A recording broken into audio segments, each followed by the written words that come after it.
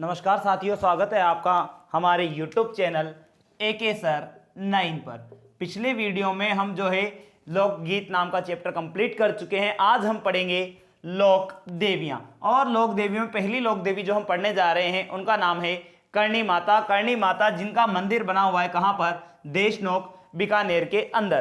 बेटा जो करणी माता है देशनोक बीकानेर में इनका जन्म नहीं हुआ है। इनका जो जन्म है करणी माता का, अगर जन्म पूछा जाए तो जन्म इनका हुआ था कहां पर? सुआप गांव। कौन सा गांव? सुआप गांव। और सुआप गांव तो पड़ता है आपके कहां पर? जोधपुर में। कहां पर है? जोधपुर में। करणी माता का जो जन्म है सुआप गांव जोधपुर में हुआ था। विक्रम संवत 1444 में हुआ था। कब हुआ था? विक्रम संवत 1444 इस समय पर इनका जन्म हुआ था। और बात करें कि जो करणी माता थी ये बचपन से ही जो है चमत्कारी रही है। क्या रही है? चमत्कार किए इन्होंने बचपन से ही। बचपन की बात है जब इनका जन्म हुआ, ये अपने घर में 7वें 8वें नंबर की संतान थी। तो इनकी जो बुआ जी थी वो बहुत नाराज हुई कि अभी तक जो इनके घर में कोई लड़का नहीं है, और फिर एक और लड़की आ गई। और जब वो पुड़िया निकाल रही थी तो क्या हुआ? तेल की वजह से जो है वो कढ़ाई उलट गई, और तेल की वजह से उनकी उंगलियां जल गई। किनकी?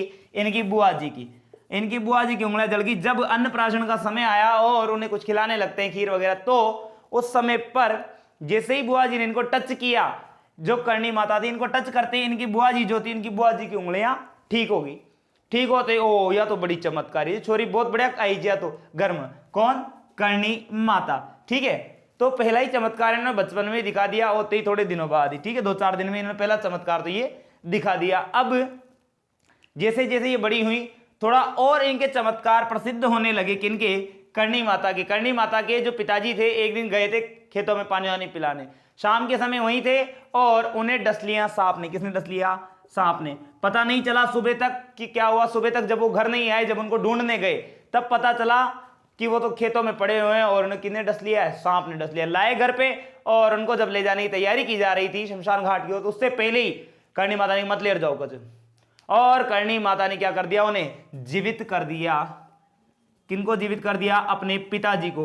पिता को जीवित कर दिया। एक चमत्कारी हो गया। ओहो, इसके बाद तो करणी माता प्रसिद्ध होगी। छागीछो का कौन? करणी माता। कहां पर?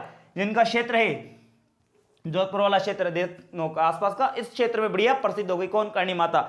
अब तो कौन गोई का कान गए जाओ ना, थोड़ी घनी लागी ले चालर डालो। कहाँ? डॉक्टर का ना करणी माता। कहाँ जाना है? करणी माता के। मतलब आसपास के क्षेत्र में किसी को कुछ भी हो जाए सीधे कहां जाते थे? करणी माता के यहां। ठीक है, इनका जो विवाह है बेटाओं, वो विवाह हुआ था देपाजी बिट्ठू के साथ। किसके साथ हुआ था? देपाजी बिट्ठू। साठिका ग्राम के थे ये देपाजी बिट्ठू। ये रहने वाले थे साठिका ग्राम। साठिका ग्राम बीकानेर के ये रहने वाले थे। कौन? देपाजी बिट्टू। इसीलिए ये पुजवाई है देशनोक बीकानेर में। साठिका ग्राम बीकानेर के रहने वाले थे। कौन? देपाजी बिट्टू। इनके साथ विवाह हो गया था। जब इन्हें ले जाया जा रहा था डोली में बिठा करके, तो ये नव दुर्गा के रूप में आ गई, क्योंकि ये थी नव दुर्गा का अवतार। तो विवाह वगैरह का तो कोई मतलब ही नहीं है पृथ्वी लोक के जो निवासी उनसे। तो फिर देपाजी बिट्टू के साथ विवाह तो कर दिया था, लेकिन फिर इनके साथ भेजा गया, इसको गया, उनको भेजा गया था गुलाबबाई को। किनको? गुलाबबाई। गुलाबबाई इनकी बहन थी, जिसका मंदिर भी बना हुआ है कहां पर? देशनोक बीकानेर में ही मंदिर बना हुआ है। किसका? गुलाबबाई का। ठीक है, गुलाबबाई इनकी छोटी बहन थी। इनके बचपन का नाम क्या था? इनके बचपन का नाम था खुद का रिद्दूबाई। क्या नाम था? रिद्दूबाई। रिद्दूबाई इनके बचपन का नाम था। किनका? करणी माता का। बेटा करणी माता जब इनके आसपास के क्षेत्र में किसी को कुछ भी होता तो कहां लेकर के आ रहे हैं? करणी माता के यहां। ये किसी को कुछ होने ही नहीं देती। कुछ भी हो जाए तुरंत अपनी चमत्कारी शक्ति से उसे ठीक कर दिया करती। तो फिर क्या हुआ? एक दिन यमराज सोचे कि यार यहां से कोई का टिकट कट ही नहीं रहा, कोई कोई लेने जाते, पाजी करणी माता जीवित कर देती। हो क्या रहा है? वो आए इनके पास कि माता ये क्या चल रहा है? आप प्रकृति के नियमों के विरुद्ध जा रही हो। कहा देखो ये जो है सब मुझे पूजने वाले, तो यहां तो मैं किसी को कुछ होने नहीं दूंगी। तो फिर ठीक है, यमराज ने कहा आज के बाद में भी कोई नहीं ऊपर ना आबादी, फिर यहां से ठीक जगह मत आबादी। तो क्या होगा कि इसने कहा कि यहां पर जो भी अच्छे कर्म करेगा वो तो बन जाएंगे सफेद चूहे। क्या बन जाएंगे? बोलो। सफेद चूहे। आजीवन यही रहेंगे आसपास ही, वो बनेंगे सफेद चूहे। और जो बुरे कर्म करेंगे वो बन जाएंगे क्या? काले चूहे। इसीलिए तो इनको बोला जाता है क्या? चूहों वाली देवी। क्या बोलते हैं? चूहों वाली देवी। बेटा जो सफेद चूहे हैं उन सफेद चूहों को बोला जाता है क्या? काबा। क्या बोलते हैं इन सफेद चूहों को? इन्हें बोलते हैं काबा। और इसीलिए इन्हें बोला जाता है काबा वाली कर्नला। क्या बोलते हैं? काबा वाली कर्नला के नाम से जानी जाती है। कौन? जो अपने करणी माता है वो, ठीक है, काबा वाली कर्नला। इसके अलावा देखो इनको और नामों से भी जानते हैं। काबा वाली कर्नला हो गया, चूहों वाली देवी हो गया। इन्होंने ये जो जीवित रही, ये रही 151 सालों तक। कितने सालों तक? 151 साल तक जीवित रही। और इन्हें जो है दाढ़ी मूछें आने लग गई थी, तो इन्हें कहा जाने वाला लगा क्या? एक तो करणी जी महाराज, क्योंकि दाढ़ी मूछें महारानी ना, महाराज का हो, तो इन्हें कहा जाने लगा क्या? करणी जी महाराज। और इन्हें ही कहा जाता है क्या? दाढ़ी वाली माता। क्या बोलते हैं? दाढ़ी वाली माता, ठीक है। कर्नल किनियानी एक और नाम है इनका, कर्नल किनियानी। ये सब किनके उपनाम हैं? ये सब जो हैं आपके करणी माता के उपनाम है। करणी माता बहुत चमत्कारी रही है।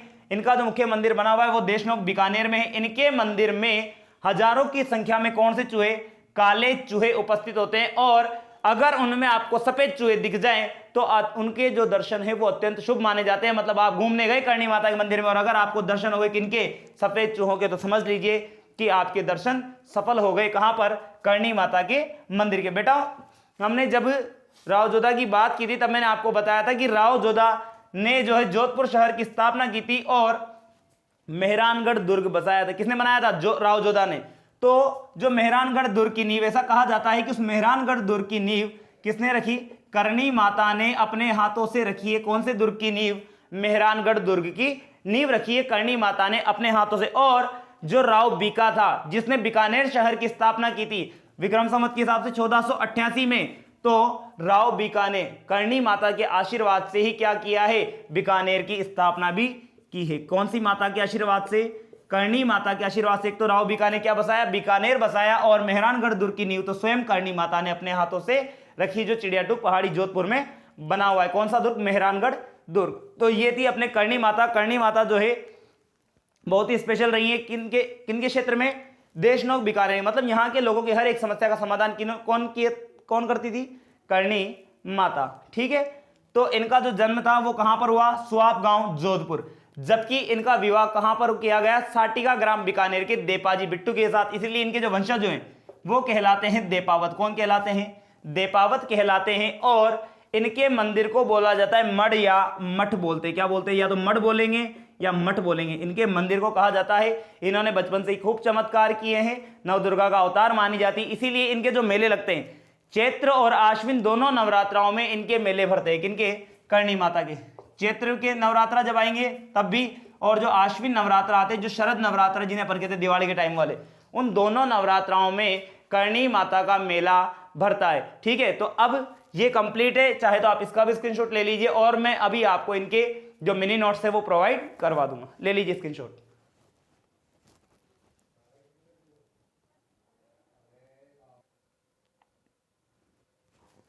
ये रहे मिनी नोट्स करणी माता से रिलेटेड। मैं एक बार पढ़ के बताता हूं क्योंकि बहुत ज्यादा मैटर, इसलिए मैंने थोड़ा छोटा लिखा है, ठीक है। जन्म मैंने बता दिया आपको, सुआप गांव जोधपुर, ठीक है, 1444 विक्रम संवत। ये कुलदेवी मानी जाती चारण जाति की, क्योंकि ये चारण जाति में ही पैदा हुई थी, ठीक है। कुलदेवी कौन सी जाति की है? चारण जाति की।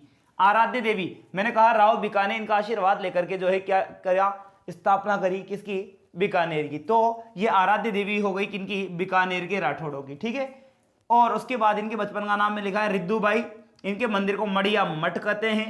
वंशज इनके देपावत कहलाते हैं, ठीक है, क्योंकि पहले विवाह देपाजी बिट्टू के साथ इनका हुआ था, फिर बाद में उनका विवाह गुलाब बाई के साथ करवाया गया। इनका उपनाम काबा वाली कर्नला, क्योंकि सफेद जो चूहे हैं, यहां पर मैं लिख देता हूं कि सफेद जो चूहे हैं उन्हें बोला जाता है क्या? काबा बोलते हैं। क्या बोलते हैं? काबा। तो इन्हें बोलते हैं काबा वाली कर्नला, कर्नल किनियानी। उसके अलावा लिखा हुआ है करणी जी महाराज, क्योंकि ये 151 सालों तक जीवित रही तो इनकी दाढ़ी मुझे आने लग गई थी। या इन्हें दाढ़ी वाली माता और कहते हैं चूहों वाली देवी। हजारों की संख्या में काले चूहे मिलते हैं इनके मंदिर के आसपास, ठीक है। इनका विवाह जो हुआ था देपाजी बिट्टू के साथ हुआ था। साटिका ग्राम बीकानेर के वो रहने वाले थे। इनकी जो बहन थी गुलाब बाई का मंदिर भी वहीं पर बना हुआ है देशनोक बीकानेर में, जिनकी शादी बाद में देपाजी बिट्टू के साथ करवाई गई। और आगे लिखा हुआ है आराध्य देवी। इनकी खुद की जो आराध्य देवी थी वो है तेमड़ा राय माता। कौन सी माता है? तेमड़ा राय माता, जिनका मंदिर भी देशनोक के पास में ही बना हुआ है। उसके अलावा बेटा चारण जो समाज है वो कोलायत झील के दर्शन क्या मानते हैं, अशुभ मानते हैं। चारण जो समाज है वो कोलायत झील है बीकानेर के अंदर, वहां पर जो है कोलायत झील के दर्शन वो अशुभ मानते। कौन सा समाज, चारण समाज। उसका कारण है क्यों, क्योंकि चारण झील जो है ये चारण समाज में इसलिए मान रहे क्योंकि जो वहां पर झील है, कौन सी, कोलायत झील।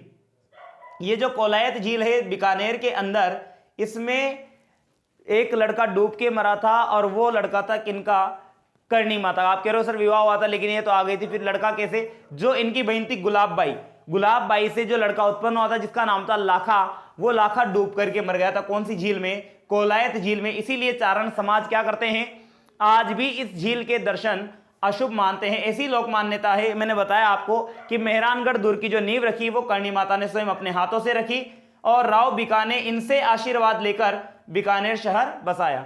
राजस्थान में करणी माता बेटा 3 मंदिर और बने हुए हैं। एक तो है मनसापूरण करणी माता मंदिर जो उदयपुर में है, एक करणी माता मंदिर पुटोली चित्तौड़ में है, एक है करणी माता का मंदिर जो नानता कोटा में है। सफेद चूहों को काबा कहते हैं। लगभग इनसे रिलेटेड जो भी जानकारी है और जहां से प्रश्न बनते हैं मैंने आपको वो सभी लिखवा दिए हैं। ज्यादातर जो लोक देवता और लोक देवियों में क्वेश्चन पूछे जाते हैं या तो वो उनके उपनाम से आते हैं। अच्छा, इनका मेला छूट गया है, तो इनके जो मेला भरता है, मेला वो कब कब भरता है, चैत्र महीने, जो चैत्र व आश्विन नवरात्र, चैत्र व आश्विन नवरात्र।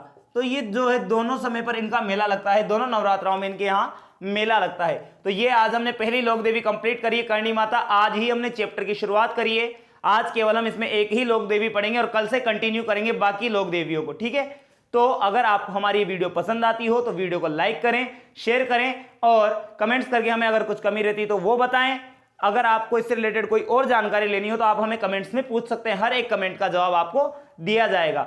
अगर वीडियो पसंद आ रही हो तो हमारे चैनल को जरूर आगे बढ़ाएं, हमारे चैनल को सब्सक्राइब करना ना भूलें। धन्यवाद।